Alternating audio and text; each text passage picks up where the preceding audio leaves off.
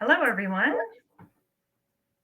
See, we have some folks joining us. Welcome.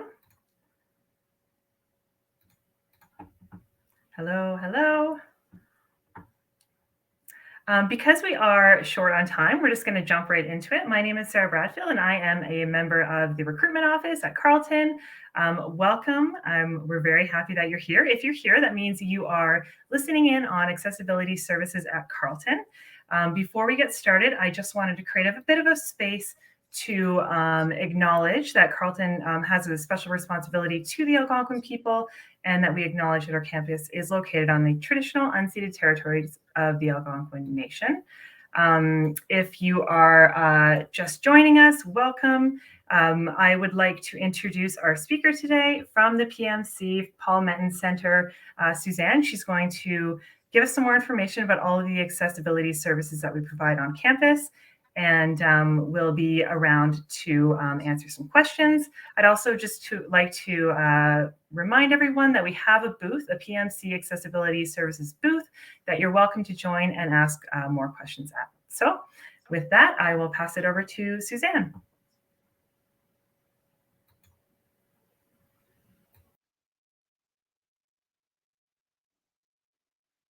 Hi, everyone. I'm Suzanne. I'm working at the Paul Menton Center at Carleton, which is the Department for Accessibility Services. I'm a coordinator there, so I get students set up with their accommodations and support services.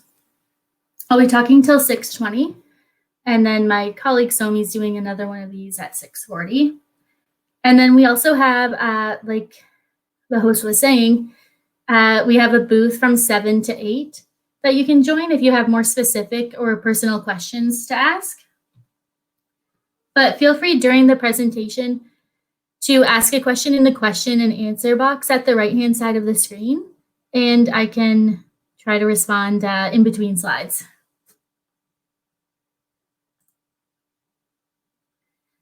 So this is covering the topics in the presentation today, and yeah, you can just glance at that and we'll keep going. Okay, so the differences between high school and post-secondary with a disability. I'll just highlight a couple of these for you. One that I think is important is at the bottom. So in high school, second from the bottom actually, we'll start with. So in high school, parents or guardians are the ones that disclose that you have a disability in order to get support set up for your education. Whereas in university, it's up to you as the student to disclose that. So you would come to our office, and we'll get into that a bit later, but you would contact us directly to register before school starts or at the start of school, and you would get set up. And then your registration at PMC would be completely confidential. Some students bring their parents or a parent into the first appointment. We also call that the intake appointment. And then after that, usually we just deal with students directly. This is a bit more about the differences between high school and post-secondary. One to highlight would be the bottom one about curriculum modifications. Sometimes in high school, there are modifications to the curriculum. In university, it's a bit different. You have to meet the same academic standards as your peers, but then you might do that in a bit of a different way, like with, for instance, extra time on tests as an accommodation, which we'll get into a bit. So PMC's mandate has 3 core pillars, I guess you could say. The first is providing individualized support. So that just means really unique to what you need rather than like a blanket approach to accommodations. So for instance, for extra time, you might be getting a different amount compared to other people in your class, just depending on what you say you need and what your documentation evidence is for functional limitations of the disability. The second one there is to provide, one value that we have is to provide you with student development opportunities. So we try not to focus just on accommodations. We also do support like learning strategies appointments. Those are one-on-one appointments for like academic skill development. So time management, organization, study skills. So really, it's a really great one for first year students to use because you kind of are getting adjusted to university, and this kind of helps you know what to do and how to schedule things. And then lastly, we foster the integration of students with disability into all aspects of Carleton. And that one just means like we collaborate with a lot of other departments on campus, and we refer you to a lot of different supports because, as you'll see today, Carleton does have a ton of student support. So this image is just kind of showing that collaboration and integration between us and a lot of other departments on campus, and I'll just highlight a couple of them. So one that is pretty cool is attendance services. That's in residence, and it's 24-hour attendant care support for students with physical disabilities. So for those students, it's a really great service. And I'll also highlight FIDA. So that's also called From Intention to Action. And it's in the library, and it's one-on-one mental health support. So it's counseling. We refer students there sometimes. And then lastly, career services. One cool part about being registered with us is there's a specific section of career services that you can join for students with disabilities called ACT, or Accessible Career Transitions. And that place tries to help you find job placements that are meaningful for your future career, and helps with like resumes and cover letters. Also, like if you want help knowing how to disclose your disability to employers, they can coach you through that. Excuse me. So that's just one other support that we have. I'm seeing a couple of questions come in. So in general, how much extra time on tests is given to students with ADHD?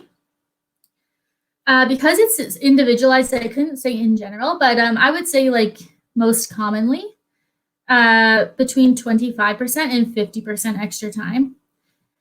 And not just with ADHD, probably all the range of disabilities, but of course, some people fall into the opposing sides of that. And if they need more than that, and their documentation shows that need, then we can provide it, but it's not as common. Cool, we're getting lots of questions. So for, oh cool, they pop up on the screen. So for our IEP, is it automatically sent to the university? No, so we actually don't use the IEP as the main form of documentation. With students who have learning disabilities, we use a psychoeducational assessment, which usually that's what the IEP is based on. You might also hear it called a PEA for the assessment. And that's done with a psychologist, and you probably had it done earlier in your school career. We like it to be about 3 to 5 years old. So if you do have one that's a bit outdated, and it can be helpful to get that updated before coming to university. And then it would last you your whole like adult life, because they would use like adult norms to do that test. Sometimes you can get coverage for that through your parents' health insurance. And if you're having trouble getting it covered, you could always talk to us. There are other things we can do to help you, like while you're waiting to get documentation. Just looking at the questions a bit more. What would we do for students with dyslexia? So again, that depends on what the individual student needs. Often it looks like extra time for time tests. It could be reading software. So students can use that on their tests so that they can like hear what is they're reading rather than reading it. That's a common one. And for students with learning disabilities, they'll know what I'm talking about. What else? Those are the two most common ones. There's other softwares that can help as well. Just seeing if there's any other questions here. Okay, someone's asking, they're still confused about how will Carleton know if I have a disability, and we will get to that. I'll just go up in the slides a bit because we are going to get there. So this is just highlighting some more of the services on campus that we work with. Talked about ACT. So library accessibility services is obviously located in the library. And we have two things we use there a lot. One is transcription services. So that often is for students with learning disabilities. If they need their textbooks or course material transcribed to use on a reading software, they'll do it there, and then you'll be able to read it easily on a software through accessible PDF documents. And we would refer you to that at PMC at the beginning of the term. And then the new Sunjoy McLaren Adaptive Technology Center, which is a mouthful, which we just call JMC, is a quiet space in the library that you can book out with a referral from us at PMC. And it has computers with all of the cool software on it that we use. So reading software, dictation software, like organizational software for essays and that kind of stuff. And some students really like accessing that there in the library. I'm just seeing what questions I might have missed. I think I have them all for now. So appropriate academic accommodations level the playing field without compromising the essential requirements and standards in the course. So really it's about equity and giving you the equity you deserve to get your valuable education. Accommodations are negotiated between the student, their professors, and the PMC. So what happens is, as a student, you register with us, and maybe I'll just skip ahead to that part and go back. Okay, this is talking a bit about registering with us. So as a student, you can register with us as early as possible. So once you learn that you're coming to Carleton, you can contact us.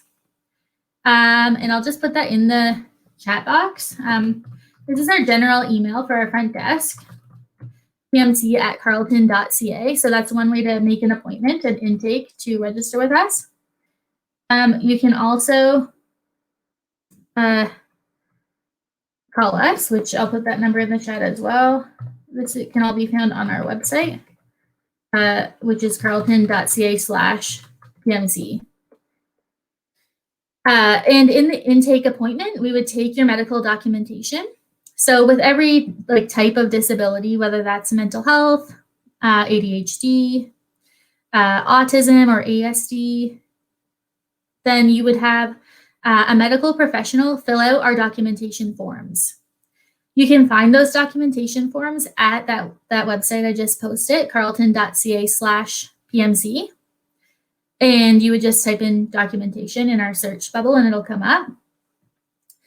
And it's about 3 pages for each type of disability. And a doctor fills that out and confirms the disability. And then they also usually have a section where they say the functional limitations of that disability, maybe there's a severe impact when it comes to time management or focus. So they would just check off severe. So that helps us have evidence on file as we're setting up your accommodations. And as we were talking about before with learning disabilities, it's different. It's that psychoeducational assessment that we generally like to be between 3 to 5 years old. And a lot of people tend to have questions about that if it's relevant for them. So if you do have more specific questions about those, I would come to see me in the booth at 7 to 8. So that's how you register. And then you would be fully registered with us. And then you would still make an appointment with us in September. And that's when I'll go back to this slide.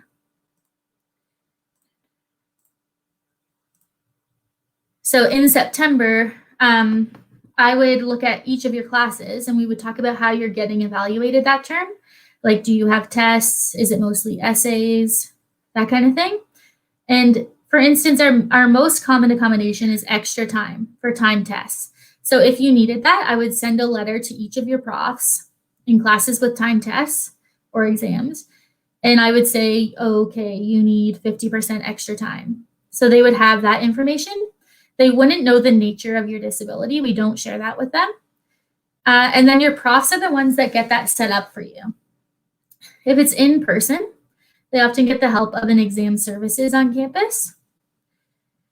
And exam services make sure on exam day, like you have your location that you're writing in and you have everything you need to do your test with your accommodations. And then it's also your role in that triad of student, professors, and then PMC to follow up with your professors to make sure they got the letter that I send and that they're setting up your accommodations. And then sometimes profs talk to you about your accommodations and making sure you have what you need. So someone's asking about international admission. That wouldn't be my department. I'm not sure for that one. It might be a different presentation happening right now. But we do have international students who are registered with us, and it would be the same process if they need to have supports to be set up based on disability. So these are some of the common exam accommodations. And I see that we only have a couple minutes, but the most common is extra time. And I think a quiet location, if it's in person, that's fairly common. It usually means under 20 people.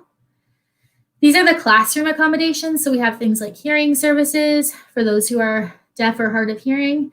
And that could look like computerized note takers and captioning services for audio-visual material in the classes.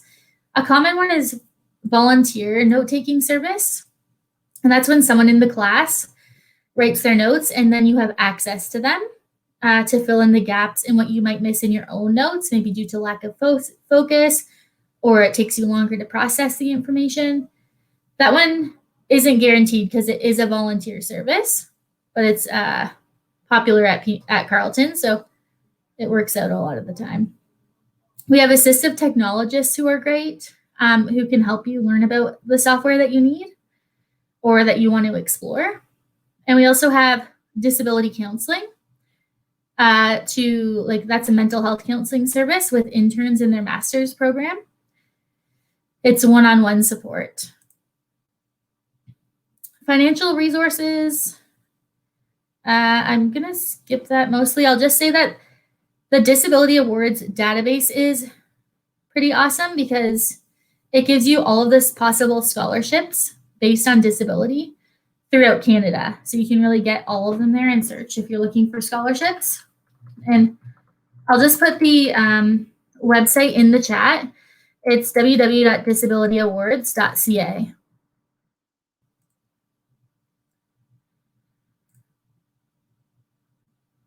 Okay, I think we went over most of that. Okay, we have 1 minute if anyone wants to ask any other questions. And if you do want to contact us, again, it's up here what I've written in the chat, which would be the email pmc@carleton.ca and our website, carleton.ca/pmc. I'm just going to double check our question and answers. So how are applicants with a disability viewed compared to normal applicants in terms of an offer? Totally not a factor. They don't look at that. It has nothing to do with, you're looked at with this the same as every student based on their grades and whatever the requirements are for the program. Seating accommodations being managed. Okay, we have to wrap it up, but for seating, that means it's like preferential seating options, and you just can talk to the prof about it, show up early to class, and get seated at the front of the class if you need to. Thanks so much for joining the presentation. It was a quick one. And then if you have anything more, come see me in the booth, 7 to 8. Thank you.